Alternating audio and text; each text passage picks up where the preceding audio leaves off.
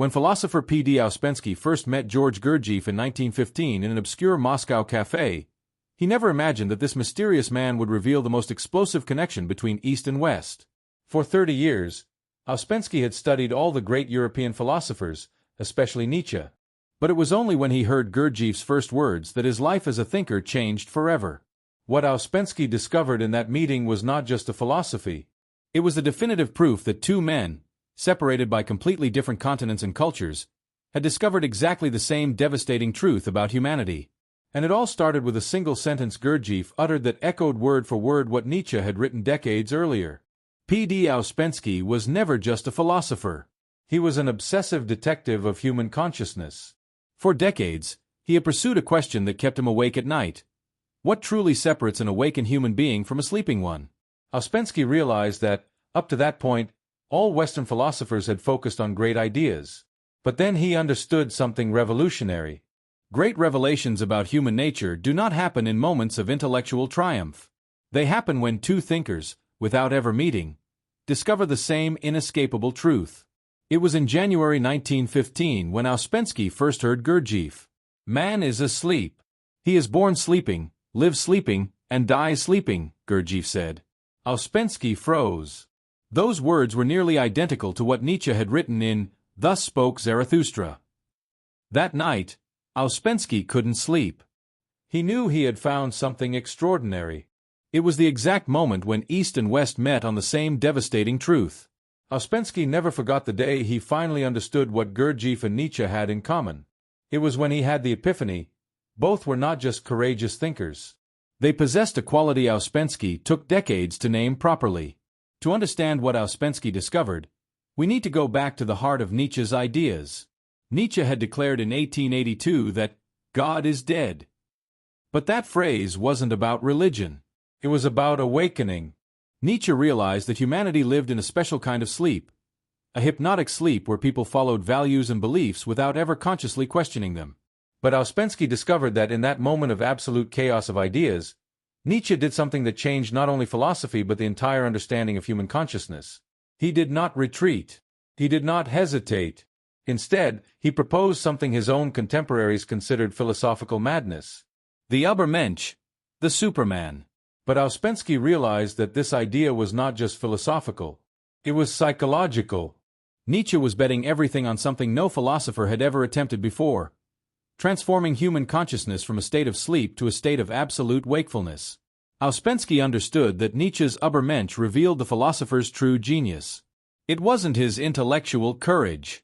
It was his revolutionary understanding that in human life, consciousness is more powerful than intelligence. If you act like someone who is fully awake, you become awake. Now, what was Gurdjieff teaching in 1915? Exactly the same thing. But with a crucial difference.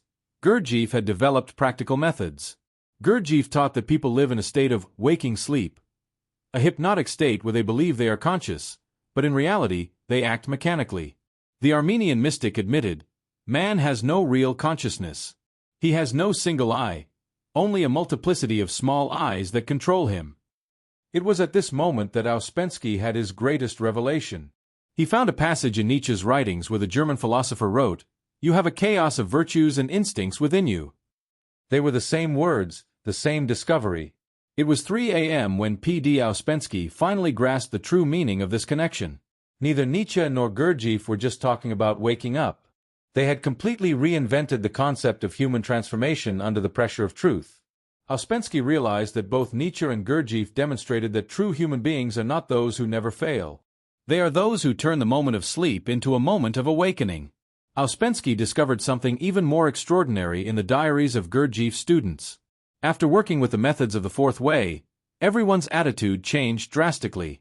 For the first time in their lives, they had a master who wouldn't let them sleep.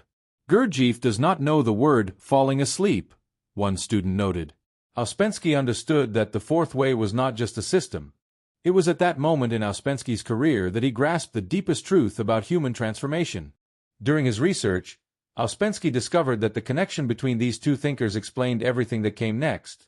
Nietzsche's will to power was exactly what Gurdjieff called conscious effort.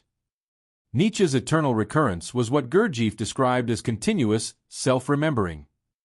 Both had become psychologically unstoppable because they proved to themselves that they knew the limits of human consciousness. When P.D. Ouspensky finally presented his discovery about the connection between Gurdjieff and Nietzsche, the philosophical community was shocked. Thinkers who had studied Nietzsche for decades realized they had missed the most defining moment of his philosophy.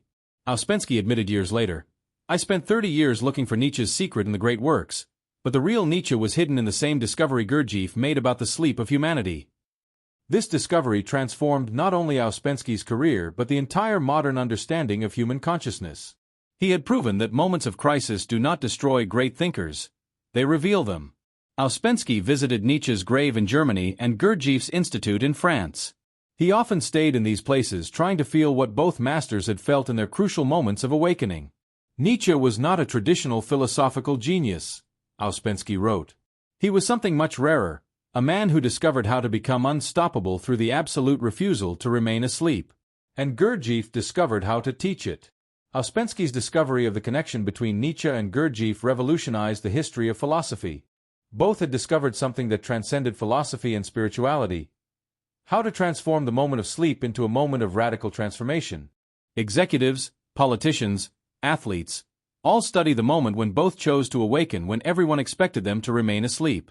They had developed a completely new mindset about what is possible when you refuse to accept sleep.